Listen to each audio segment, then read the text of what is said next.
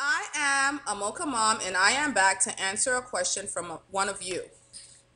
Hi, I have 5 children and I'm a homeschool mom as well. Wow. My kids are all 2 years apart, ranging from 7 months to 9 years. It seems my whole life, my biggest obstacle in being productive is I have the lowest energy ever. I would love to see a video on how you get it all done. Maybe some tips and inspiration as well. My oldest son is very helpful, but sometimes I feel guilty because he does much more than the other kids. My second born son is 7 and has autism and functions a lot more like a 4-year-old, so not as helpful as maybe a typical 7-year-old might be. How much is too much to expect out of a kid? How do you keep the oldest from being resentful for having more chores? I do most of the cleaning and all the cooking, but I guess I just move too slow and 24 hours is just not enough. Thanks, Sarah.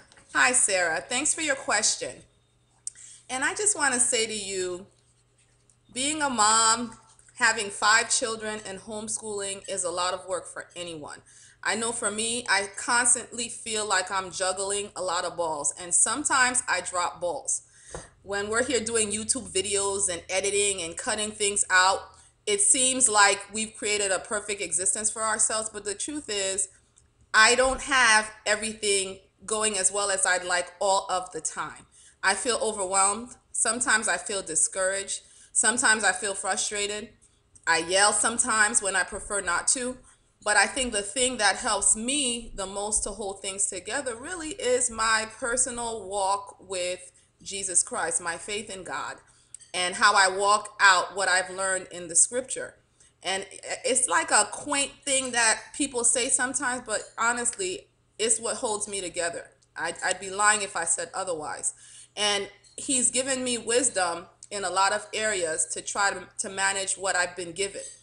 But some things that you said that that stand out to me when you said that you don't have a lot of energy. One thing that I've done that's totally made a turnaround for me where energy is concerned is I started exercising regularly. Now, I know that can seem impossible. I don't know what your resources are, but for me, I have a whole bunch of exercise videos, but it was a challenge to get myself to actually do them. But it was easier to do an exercise video than leave the house at certain seasons of my life. And that's worked for me then. But now what I do is I get up early, I do my devotion. 6 o'clock in the morning, I'm at the YMCA at a fitness class. And exercising has totally changed my energy level. Before I couldn't make it through the day without having a nap, but now with the exercising regularly, I go every day. I take a different class focusing on a different area of my body, and it just gives me a tremendous amount of energy. So if you can't go to the Y, some things that I've done in the past is when I go places, I park my car toward the end of the parking area and make myself walk. Other things I've done is walk up and down my neighborhood with kids in the stroller and kids walking along,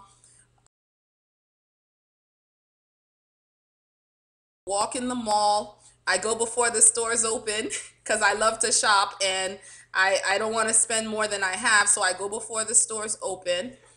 So these are exercising is something that will give you energy.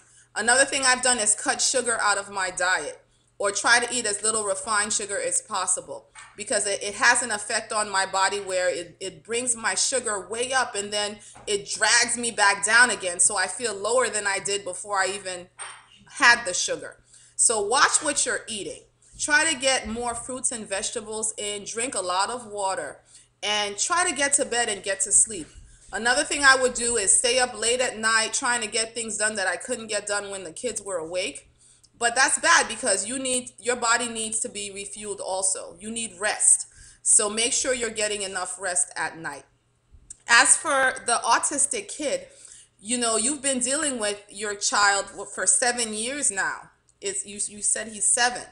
So it probably seems like a normal part of your life, and maybe you might take for granted what a drain on your energy and your emotional system it is to deal with someone who's autistic and older and stronger and bigger. So he functions like a 4 year old, but he's as big as a 7 year old.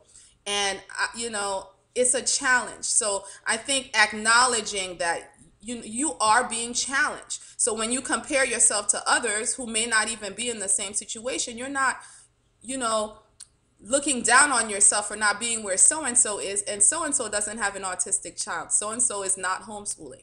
So and so is not managing everything on their own like you are. So be realistic about where you are as compared to other people. Another thing you said about putting too much on the older child, what we do in my house is we all have the attitude, or at least I'm trying to teach them that there's no job for one particular person, and mom is a person. So if mom is doing all the work, mom is drained also. So as a family, we all have to work together to get the work done. So if you can get your 7 year old to kind of see that he's serving the family and he's not Cinderella boy, or you know he's not being abused by doing his part, then that could also help. But you've already said that you notice a problem, so you have to use wisdom also to make sure that you really aren't overburdening him. And if you are, then you need to take some measures. Maybe talk to your husband and see if there are areas he could help, and just really try to make sure that everyone is doing the most that they can do. I hope you are plugged into support systems, because it sounds like you have a lot on your plate. But for me, God is able to help you through anything that you have on your plate. I've done a lot of videos on how I manage cooking and how I manage laundry and how I manage discipline.